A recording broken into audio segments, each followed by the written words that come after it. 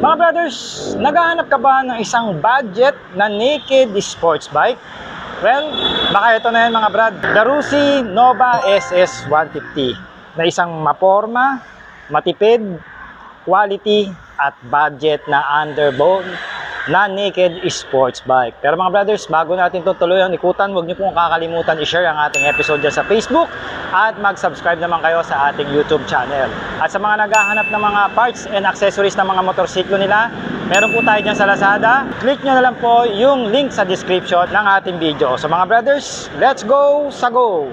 Get ready, drop the beat. I love it. I love it. I love it. I love it.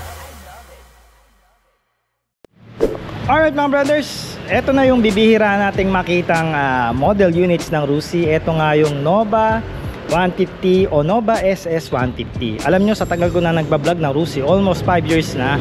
Ngayon ko pa lang ito nakakita mga brothers.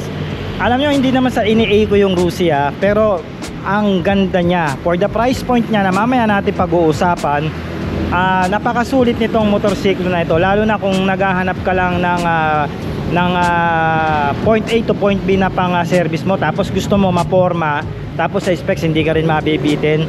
Ito yon mga brothers. Tignan nyo naman, pakita ko sa inyo yung 360 view, diba? O, front facing pa lang, oh. May laban pagdating sa forma. May palikpik yung tangke.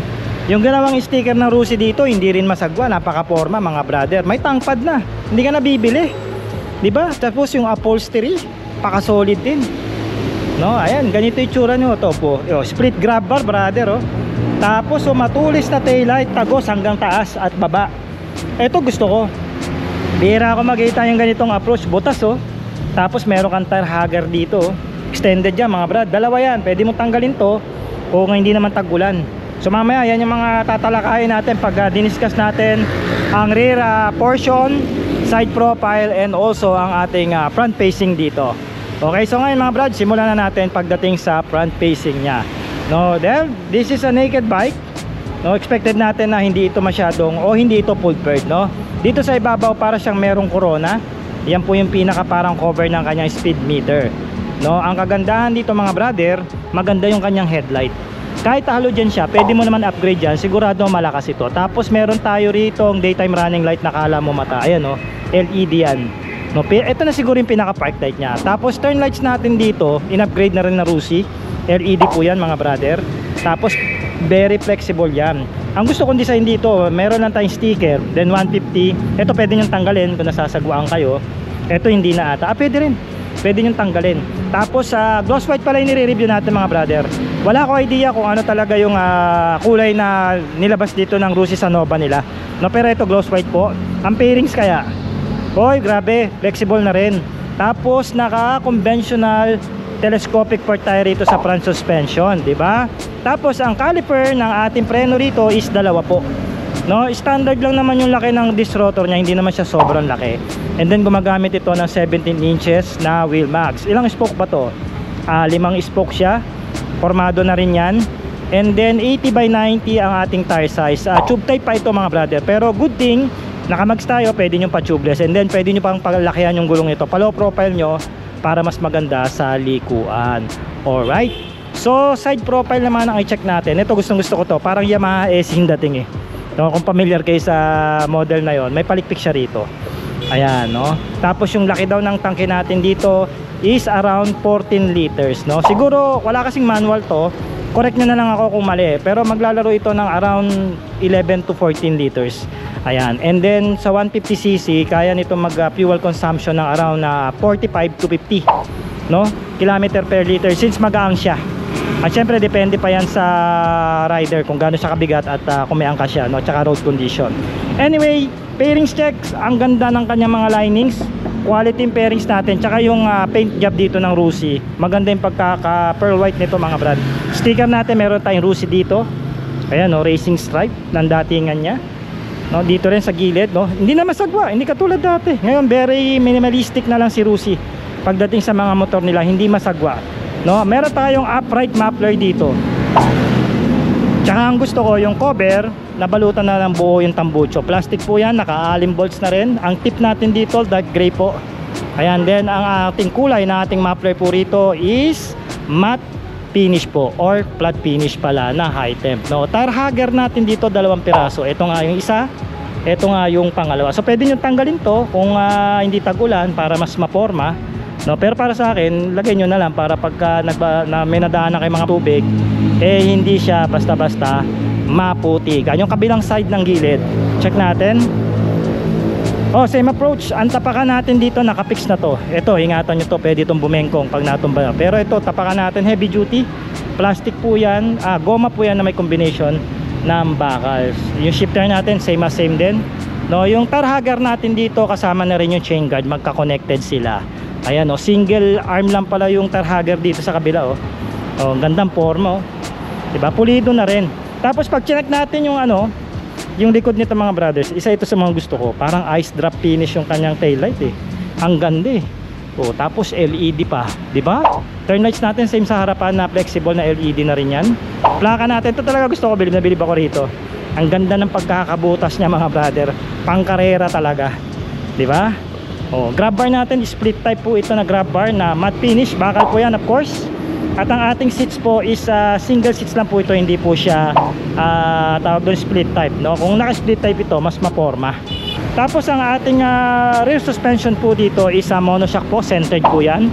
Alright, adjustable po, pwede nyo pa-adjust kung anong gusto nyo play. Hindi nga lang siya naka-linkage, pero okay lang yun, hindi naman ito motocross no? Tapos ang ating kadena, gumagamit siya ng 428 heavy.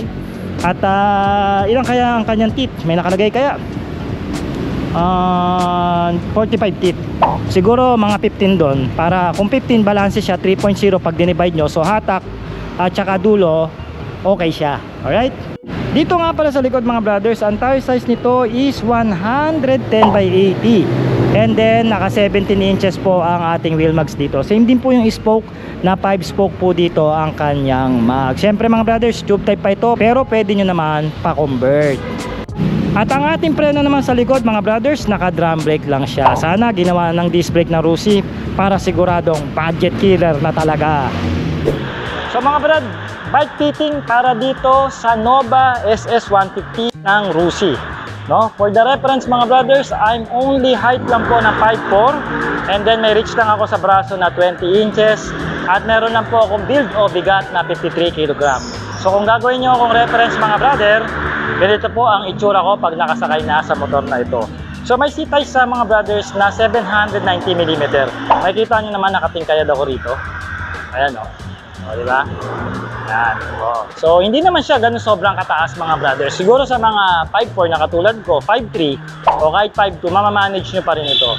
Pero siguro lalapat ang inyong mga paa dito mga brothers kung mga 5'5" kayo pataas. Okay, so may bigat lang siya mga brother na around 120 kg. So napakabanggaan niya po para sa isang naked sports bike. Alright, no? Ayan, Tapos yung turn radius natin mga brother, malaki.